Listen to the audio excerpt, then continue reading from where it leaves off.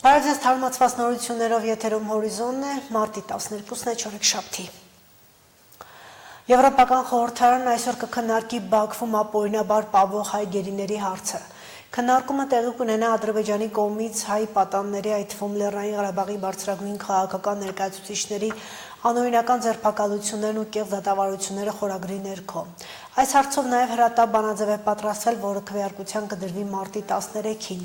Հիշեցնենք, որ այս օրերին Բաքվում ընթանում է հայ գերիների, այդ թվում Արցախի ռազմաքաղաքական նախկին ղեկավարության դատավարությունը։ Ամերիկացի քրիստոնյա առաջնորդների կոալիցիան նամակ է հղել երկրի նախագահ Դոնալդ Թրամփին, կոչ անելով վճռական քայլեր ձեռնարկել Ադրբեջանի իշխանությունների կողմից պահվող 24 քրիստոնյա պատանների, 23 հայերի եւ 1 կրոնափոխ ադրբեջանցի քրիստոնյաների ազատ արձակման համար։ Այս մասին հայտնում է պաշտոնական կայքը իրենց կոչում ստորագրողները վկայակոչում են պահվող անձանց նկատմամբ խոշտանգումների եւ շարունակվող բռնությունների մասին հաղորդումները, ընդգծելով իրենց համոզմունքը, որ նախագահ Թրամփի ղեկավարությունը եզակի դիրք ունի այս ճգնաժամը լուծելու համար եւ որ անհրաժեշտ է արագ գործողություններ փրկելու քրիստոնյաների կյանքը։ Բաքվի ռազմական դատարանում 3 շարունակված շինց ու դատական նիստի ժամանակ Ռուբեն Վարդանյանը բողոքել է, որ իր ներկայացրած միջնորդություններից մի քանիսը չեն բավարարվել նախորդ դատական նիստերի ընթացքում։ Նիստին դատարանը որպես վկաներ ղարաբաղցիների է բերել, որոնք պնդել են, թե Վարդանյանը Ադրբեջանի դեմ կռվելու համար ջոկատներ է ֆինանսավորել։ Ավելի ուշ հայտնի է դարձել, որ Ռուբեն Վարդանյանի դեմ ցուցմուկ տվողները Մուշե Գրիգորյանը եւ Կամո Հայրապետյանն են եղել։ Հիշեցնենք, այսօր Ռուբեն Վարդանյանի հացադուլի 23-րդ օրն է։ Գլխավոր դատախազաննա Վարդապետյանը միջնորդել է ազգային ժողովին պատգամավորներ Հովիկ Աղազարյանի եւ Տարո Մարգարյանի նկատմամբ քրեական հետապնդում հարուցելու համաձայնություն տալու մասին։ Ըստ միջնորդագրի Հովիկ Աղազարյանի նկատմամբ քրեական հետապնդում առանձնապես խոշոր չափերի կաշառք ստանալու եւ պաշտոնատար անձի նկատմամբ ունեցած իրական կամ ենթադրյալ ազդեցություն օգտագործելու հոդվածներով է։ Իսկ Տարո Մարգարյանի դեպքում նշված են առանձնապես խոշոր չափերով փողերի լվացման, պաշտոնատար անձի կողմից իշխանական կամ ծառայողական լիազորությունների չարաշահման, պետական կամ համայնքային սեփականություն հանդիսացող հողամասերի ինքնակամ զավթման հոդվածները։ Թբիլիսիի քաղաքային դատարանը Վրաստանի նախկին նախագահ Միխեիլ Սահակաշվիլին դատապարտել է 9 տարվա ազատազրկման բյուջեի միջոցների խոշոր չափերի յուրացման համար։ Ազատազրկման ժամկետը կհաշվարկվի Սահակաշվիլիի ձերբակալության պահից 2021 թվականի հոկտեմբերի 1-ից։ Այսպիսով նա ազատ կարձակվի միայն 2030 թվականի հոկտեմբերի 1-ին Թբիլիսիի Վիվամեդ կլինիկայից ուղիղ եթերում Սահակաշվիլին խնդրել է հետաձգել դատավճիռը առողջական վիճակի պատճառով, սակայն դատարանը չի բավարարել այս խնդրանքը։ Սահակաշվիլին չի ընդունել իր մեղքը։ Ուկրաինան համաձայնել է 30-օրյա հրադադարի հաստատմանը, նման կերպ է ավարտվել Սաուդյան Արաբիայում տեղի ունեցած Միացյալ Նահանգներ Ուկրաինա հանդիպումը։ Դրանից հետո ամենայն հավանականությամբ այսօր կամ վաղը կհանդիպեն Միացյալ Նահանգների եւ Ռուսաստանի ներկայացուցիչները։ Զելենսկի-Թրամփ Վենս լեզվակռվից հետո շատ ժամանակ չանցավ, երբ հայտնի դարձավ, որ Ուկրաինայի նախագահը միջադեպի համար ներողություն է խնդրել։ Այդ ամենին զուգահեռ կազմակերպվեց Միացյալ Նահանգների եւ Ուկրաինայի ներկայացուցիչների հանդիպումը Սաուդյան Արաբիայում։ Ջիդայի հանդիպման հենց առաջին րոպեներին Ուկրաինայի նախագահի աշխատակազմի ղեկավարը X-ում գրառում արեց, թե հանդիպումը կառուցողական սկսվեց եւ իրենք շարունակում են աշխատանքը։ Դրանից առաջ նախագահ Զելենսկին էր գրել, թե հույս ունեն գործնական արդյունքների հասնել։ Նա անձամբ էր Սաուդյան Արաբիա մեկնել։ Գործնական արդյունքները հայտնի դարձան արդեն հանդիպումից հետո, երբ հրապարակվեց համատեղ հայտարարությունը։ Ուկրաինան համաձայնեց 30-օրյա անհապաղ հրադադարին։ Ուկրաինան հայտարարեց, որ պատրաստ է ընդունել Միացյալ Նահանգների առաջարկը հաստատելու 30-օրյա անհապաղ եւ ժամանակավոր հրադադար, որը կարող է երկարաձգվել կողմերի միաժամանակյա իրականացմամբ։ Ամերիկայի Միացյալ Նահանգները կհաղորդի Ռուսաստանին, որ խաղաղության հասնելու համար վճռորոշ գործոնն այդ երկրի փոխադարձ քայլերն են։ Երկու պատվիրակությունները համաձայնեցին նշանակել իրենց բանակցային թիմերին եւ անհապաղ սկսել բանակցությունները Ուկրաինայի երկարատև անվտանգության ապահովմամբ կայուն խաղաղության հասնելու համար։ Դրան առանձին մեկնաբանությունում անդրադարձավ նաև Միացյալ Նահանգների պետքարտուղարը։ Ուկրաինացիները պատրաստ են դադարեցնել մարտերը, նրանք պատրաստ են դադարեցնել կրակոցները, նրանք պատրաստ են նստել սեղանի շուրջ։ Այս առաջարկները կփոխանցենք Ռուսաստանին, եւ որ այժմ գնդակը Մոսկվայի դաշտում է։ Բլումբերգը նշել էր, որ Ուկրաինայի հարցով գլխավոր բանագնաց Ուիտքոֆը կարող է մարտի 13-ին Մոսկվա մեկնել։ Մոսկվան սա ոչ հերքել, ոչ հաստատել էր։ Համատեղ հայտարարությունում նշվեց նաև, որ Միացյալ Նահանգները վերականգնում է ռազմական օգնությունը Ուկրաինային։ Միացյալ Նահանգները անհապաղ կվերացնի հետախուզական տվյալների փոխանակման դադարը եւ կվերսկսի անվտանգության աջակցության տրամադրումը Ուկրաինային։ Ռուս-ուկրաինական համատեղ հայտարարության հաջորդ կետը վերաբերում է հանքային ռեսուրսների համատեղ օգտագործմանը։ Երկու երկրների նախագահները համաձայնեցին հնարավորինս արագ ստորագրել համապարփակ համաձայնագիր Ուկրաինայի կարևոր հանքային ռեսուրսների զարգացման վերաբերյալ։ Սա կօգնի ընդլայնել Ուկրաինայի տնտեսությունը, փոխհատուցել Միացյալ Նահանգների տրամադրած աջակցությունը եւ երաշխավորել Ուկրաինայի երկարաժամկետ բարօրությունն ու անվտանգությունը։ Հանդիպումից հետո Միացյալ Նահանգների նախագահ Դոնալդ Թրամփը անձամբ ասաց, թե ռուս-ամերիկյան պատվիրակությունները առաջիկա օրերին կհանդիպեն, ինքն էլ անձամբ կխոսի Ռուսաստանի նախագահ Վլադիմիր Պուտինի հետ։ Ուկրաինան համաձայնել է հրադադարի, այժմ մենք պետք է ստիպենք նախագահ Պուտինին համաձայնել դրան, որպեսզի կարողանանք այս գործընթացը տեղից շարժել։ Կարծում եմ այս շաբաթ կխոսեմ Պուտինի հետ։ Տանգոյի համար երկուսն են պետք։ Ինչ վերաբերում է Ուկրաինայի նախագահին, ապա Դոնալդ Թրամփը հայտարարեց, որ պատրաստ է նրան կրկին հրավիրել Սպիտակ տուն։ Կրիստինա Լագուլյան, Հորիզոն։ Ձնահյուսի հետևանքով Արագած լեռան գագաթին կորած իսպանացի լեռնադահուկորդի մարմինն այսօր առավոտյան հայտնաբերվել է։ Եվս 8 լեռնագնացներ տարբեր աստիճանի մարմնական վնասվածքներով հոսպիտալացվել են բժշկական կենտրոններ։ Դեպքը տեղի է ունեցել 3 մարտի 11-ից ցերեկը։ Ահազանգ եղավ, որ Արագած լեռան հյուսիսային գագաթին տեղի ունեցած ձնահյուսի հետևանքով 9 անձից բաղկացած իսպանացիների արշավախումբը մնացել է ձնահյուսի տակ։ Նրանցից 8-ը դուրս են բերվել, իսկ մեկը անհետ կորել է ու անհրաժեշտ է փրկարարների օգնությունը։ Դեպքի վայր են մեկնել ներքին գործերի նախարարության փրկարար ծառայության մարզային փրկարարական վարչության օպերատիվ խումբը, Հրշեջ փրկարարական ջոկատից 1 մարտական հաշվարկ եւ փրկարարական ուժերի վարչության հատուկ նշանակության փրկարարական աշխատանքների իրականացման կենտրոնի փրկարարական խումբը։ Որոնուղափրկարարական աշխատանքներին 3 ողջ օրը ներգրավվեցին 51 փրկարարական ծառայող, Արագածի ՀԵԿ-ի 1 աշխատակից, Ալպինիզմի եւ Լեռնային տուրիզմի հայկական ֆեդերացիայից 4 ալպինիստ եւ Armenian Helicopters ընկերության 2 ուղղաթիռ։ Օրվա տարբեր ժամերին պաշտոնական հաղորդագրություններով տեղեկացվում էր, որ անհետ կորած լեռնագնացին փնտրելու աշխատանքները շարունակվում են։ Լեռնագնացների խմբի փրկությանն ուղղված ջանքերին ուշադիր հետևում էր Իսպանիայի արտաքին գործերի նախարար Խոսե Մանուել Ալբարեսը, ով այս մասին Ցանցի X-ի հարթակում գրառում կատարեց։ Շնորհակալ եմ Հայաստանի իշխանություններին, Արարատ Միրզոյանին համագործակցության համար։ Հյուպատոսական շտապօգնության ստորաբաժանումը մոբիլիզացվել է մեր քաղաքացիներին ամենայն աջակցություն ցուցաբերելու համար։ Ուղղաթիռի միջոցով Արագած գյուղ տեղափոխվեցին Իսպանիայի թագավորության տուժած 8 քաղաքացիների։ Վերջիններս տարբեր աստիճանի մարմնական վնասվածքներով հոսպիտալացվեցին բժշկական կենտրոններ։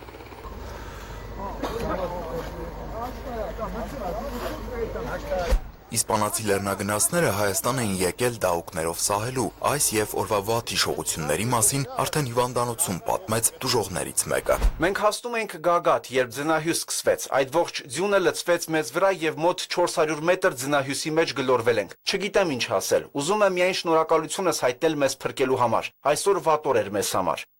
Արագածի գագաթին կորած իսպանացի լեռնադահուկորդի որոնողափրկարարական աշխատանքները վերսկսվեցին այսօր առավոտ կանուխ, ժամը 6-ին։ Ցավոք, ժամը 10:15-ին փրկարարները հայտնաբերեցին որոնվող իսպանացի լեռնադահուկորդի դին։ Տիգրան Հովակիմյան, Հորիզոն։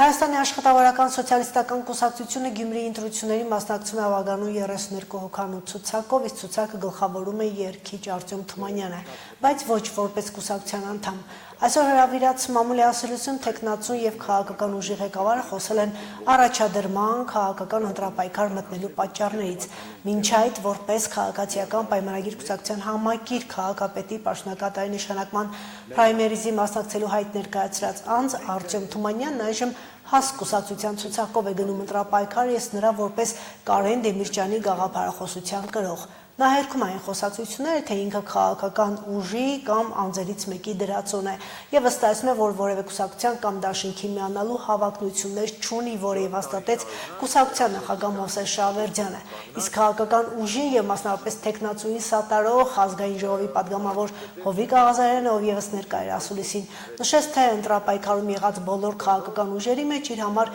միակ այլ ընտրակային ուժը հաս կուսակցությունն է իր գլխավորող տեխնացույով։ Իրականում ես միակ կուսակցությունն եմ համարել ճիշտ մասնակցելու, որը հասկ կուսակցությունն է, եւ ես երբեք իմ սկզբունքներից հետ չեմ կանգնելու։ Ես ոչ մեկական եմ, ես հեղափոխական Արտյոմ Թումանյանն եմ։ Ոնց կարող է մեր կուսակցությունը նման խաղերի մեջ մտնել քաղաքական կամ մեր կուսակցության տեխնացուն լինել արբանյակ, Արտյոմի եթե ուզում եք ինչ-որ մեկի մոլի կողմնակիցը ներկայացել, խնդրում ներկայացել մոլի Դեմիրճյանական, Կարեն Դեմիրճյանական։ Ինք իսկապես Կարեն Դեմիրճյանին որպես մարդ գնահատող անձա, նվիրված նրա գաղափարների, մեր այսօր հանդիսանում են Կարեն Դեմիրճյանի գաղափարագետները։ Երթվել եմ երկու եկեղեցիների արանքում, այո, ոչ մի կուսակցությունների չենք պատկանել եւ չեմ պատկանում եւ առավել եւս որևիցե մեկի հետ չունենք որևիցե պայմանավորվածություն։ Ովքեր են ձեր ցուցակի մյուս համարներում։ Շատ հասարակ գյումրեցիներ։ Օրինակ տաքսու վարորդ, օրինակ բժիշկ, օրինակ մանկավարժ։ Տարբեր։ Որպես գյումրեցի, ժողովուրդ։ Իսկ ինչի եք դուք մտածում, որ ասենք ավագանու ցուցակը պետք է լինի օլիգարխ կամ թաղային հեղինակություն, չէ, մենք չունենք մեր ցուցակի մեջ այդպիսի մարդիկ։ Մեր ցուցակը ժողովրդից ընտրված ցուցակ է։ Պարոն Թումանյանը շահայկանորեն է տարբերում բոլոր մյուս տեխնատուներից։ Բոլոր մյուս տեխնատուները հանրապետական են։ Անձնապես ես որևէ մեկի հանդեպ որևէ վատ բան չունեմ ասելու։ Մեկին ճանաչում եմ հերական, մեկին հետ շփվել եմ, պարոն Ղուկասյանի հետ խորհրդարանում ենք եղել որոշ ժամանակ։ Մարդկային որակներից կապված ես որևէ բան չունեմ ասելու։ Ես ինքս որպես Հայաստանի Հանրապետության քաղաքացի տեր եմ եւ խոնարհ ծառա ժողովրդի ցանկացած ընտրությանը, բայց այդուհանդերձ պարոն Թումանյանը շահայկանորեն է տարբերում այդ իմաստով, որովհետեւ նրանք բոլորը հանրապետական կուսակցության անդամներ են, նախկին եւ ներկա։ Գյումրեցին շատ հանգիստ կարող է Նիկոլ Փաշինյանին ընտրի վարչապետ եւ Արտյոմ Թումանյանին ընտրի քաղաքապետ, համայնքի ղեկավար։ Այդ արդեն Արտյոմ Թումանյանի եւ Նիկոլ Փաշինյանի մարդկային որակներից է կախված, թե իրենք ինչքանով են հարգում օրենքները եւ սահմանադրությունը եւ կարող են իրար հետ աշխատել, թե չէ։ Լսել եմ Արտան Ղուկասյանի ելույթը արցազրույցը, ճիշտ, որտեղ ասում են, որ ինքը ձեր հորից լավ է եղել եւ երբ որ դուք հիմա տեխնացություն եք դրել, ասում եք ոնց որ հոր դեմ տեխնացություն դրել։ Ես չեմ կարող Վարդան Ղուկասյանի փոխարեն հիմա դուք հարցը տալիս եք ինձ իրա տված, իրա ասածը, ես չեմ պատրաստում մեկնաբանել, մենք ապրել եւ ապրում ենք մեկ թաղում, ես ոչ մի խնդիր չունեմ Վարդան Ղուկասյանի, պարոն Ղուկասյանի հետ, չունեմ ոչ մի թշնամանք, նորմալ, բարի դրացիական հարաբերություններ, ոնց որ համաթաղեց, այսպես ասեմ։ Իսկ քաղաքական process-ներում, եթե ասենք կգտնվեն մարդիկ կամ լրագրողներ, որոնք կփորձեն սեփ խրել, չէ, ես կարծում եմ դա այդ թեման չի։ Ընտրությունների օրը Գյումրիում կբացվի 82 ընտրական տեղամաս, որոնց տեղակայման վայրերը քաղաքապետարանն է ընտրել ու ներկայացրել թիվ 31 տարածքային ընտրական հանձնաժողովին։ Թեև ոչ բոլոր տեղամասային կենտրոններն են հարմարեցված կամ մաչիլային ընտրողներին, որոնք հաշմանդամություն ունեցող են, տեղաշարժման կամ տեսողական խնդիրներ ունեն։ Գյումրիի ԱԳԱՏ հաշմանդամություն ունեցող կանանց իրավունքների պաշտպանության կենտրոնը 1 ամիս մշտադիտարկում է կատարել բոլոր տեղամասային կենտրոններում։ Փորձագիտական խումբը արձանագրել է, որ տեղամասերի գրեթե կեսը հարմարեցումներ չունեն, սկսած թե կարտակներից, մուտքի դռներից մինչև տեղամասի ներսում ազատ տեղաշարժվելու անհարմարություններ են։ Քաղաքական ինտրիգների կիզակետում հայտնված քաղաքում նախընտրական պատրաստություններ են։ Քաղաքական ուժերը նախընտրական շտաբներ են ձևավորում, քարոզարշավի պաշտոնական եռումփուլի քայլեր մշակում, իսկ ընտրական գործընթացների կազմակերպիչները նախապատրաստվում են քվեարկության օրվա անցկացմանը։ Արտահերթ ընտրությունների օրը մարտի 30-ին Գյումրիում կբացվի 82 ընտրական տեղամաս, որոնց կահավորումն ու հարմարությունները պետք է մատչելի լինեն բոլոր ընտրողների համար։ Առաջնային լուծման խնդիր է դիտարկվում նաև հաշմանդամություն ունեցող ընտրողների համար տեղամասերի հասանելիության ապահովումը։ Ագատ հասարակական կազմակերպությունը 1 ամիս ուսումնասիրություններ է կատարել տեղամաս համարվող կառույցներում։ Մշտադիտարկումը սկսել ենք ընտրական տեղամասի հարող տարածքից, այսինքն կայանատեղիից, կանգառից, մուտք, հետո քվյասենյակ, ինչպես նաև սանհանգույց, որովհետև հաշմանդամություն ունեցող անձին կարող են լինել ոչ միայն ընտրողներ, այլ կարող են մասնակցել ընտրական տարբեր գործընթացների եւ կարող են ամբողջ օր այդտեղ անցկացնել։ Ընտրատեղամասերը հիմնականում տեղակայված են դպրոցների, մանկապարտեզների մասնաշենքերում եւ այլ մասնավոր ծառայություններ մատուցող կառույցների վարչական շենքերում։ Դիտարկելուց ծնելուց հետո կազմակերպությունն արձանագրել է ոչ բոլոր տեղամասերն ունեն հարմարեցված միջավայրային պայմաններ։ Ու ելի առաջնահերթ խնդիրը տեղամասերի մուտքերի մոտ թեքահարտակների բացակայությունն է։ Հիմնականում մեր քաղաքում շատ են աստիճաններով տեղամասերը, հա,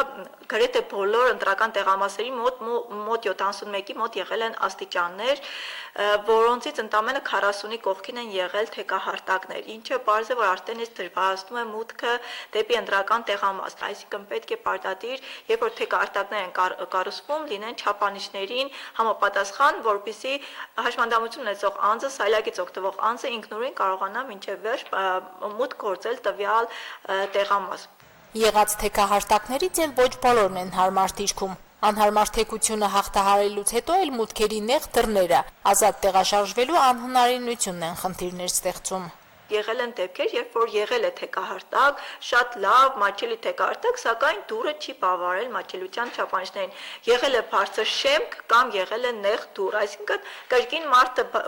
բարձրանալ կարողացել է, բայց մուտք գործել չի կարողանա, քանի որ կա այդ խնդիրը։ Նման ուսումնասիրություններ կազմակերպության փորձագիտական խումբն արել է նաև 2021 թվականի թիմ ընտրությունների ժամանակ, ընդ որում ոչ միայն Շիրակի մարզում, նաև հանրապետության մյուս համայնքներում։ Արդյունքում կարողացել են տարբեր համայնքների 16 տեղամասերում փոփոխությունների հասնել։ Այս անգամ եւս փորձագիտական խմբի ցուցումով անհարմարությունների պատճառով Գյումրիում 3 տեղամասային կենտրոնի տեղակայման վայր է փոփոխվել։ 7 տեղամասը փոխելու համար առաջարկություններ ենք ներկայացրել, բայց քանի որ Գյումրիում բավական քիչ են այն տեղամասերը, այն տարածքները, հանրային նշանակության տարածքները, որոնք որ հնարավոր են դարձրել ընտրատեղամասեր, հնարավոր չի եղել բոլորը փոփոխել, ըստ այդմ Գյումրու համայնքապետարանի հետ համագործակցության արդյունքում կարողացել ենք 3 ընտրատեղամաս փոխել, առաջինը դա Արտուր Ալեքսանյանի անվան հունահռոմեական նմշամարտի մանկապատանեկան մարզադպրոցներ, որը որ գիտենք, որ անբարեկարգ վիճակում է գտնվում եւ ոչ միայն մարզումներ իրականացնելու համար է փաստորեն անբարեկարգ, այլ նաեւ ընտրություններ իրականացնելու համար ընդհանրապես հնարավոր չէր այնտեղ մուտք գործել եւ տեսողության խնդիրներ ունեցողների համար էր դա անմաչելի եւ սայլակով տեղաշարժվողների համար էր անմաչելի։ Աշխարհի չեմպիոնի անվան մարզադպրոցն իր շենքային պայմաններով ու ունեցած մարզակույքով բոլոր չափանիշները վատագույն առումներով շարունակում է անգերազանցելի մնալ։ Տարածքի մատչելիության հետ կապված բոլոր հարցերով մասնագիտական խումբը խորհրդակցում է նաև կենտրոնական ընտրական հանձնաժողովի հետ։ Բոլոր դիտարկումները տեղ են գտնում վերջինիս պաշտոնական կայքում։ Մուտք գործելով հարթակ ընտրողը հնարավորություն ունի վիզուալ տեսնել այն տեղամասը, որտեղ գնալու է քվեարկության, եւ այն որքանով է մատչելի։ ՀԿ-ում տեղադրված են մատչելիության չափորոշիչներ եւ այն բոլոր ընտրատեղամասերը,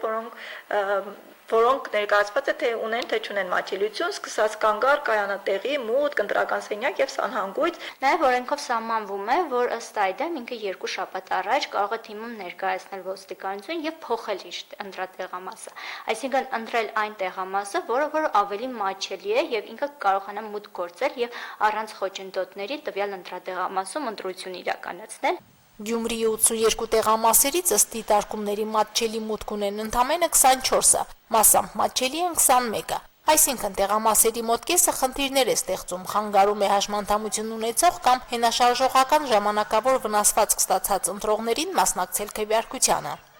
Մարինե Դերբինյան, Արարատ Ծատուրյան, Հորիզոն։ Հասկանով այս ժամի լրատվությունը սպառված է, հետևեք նորությունների ժամը 20-ին։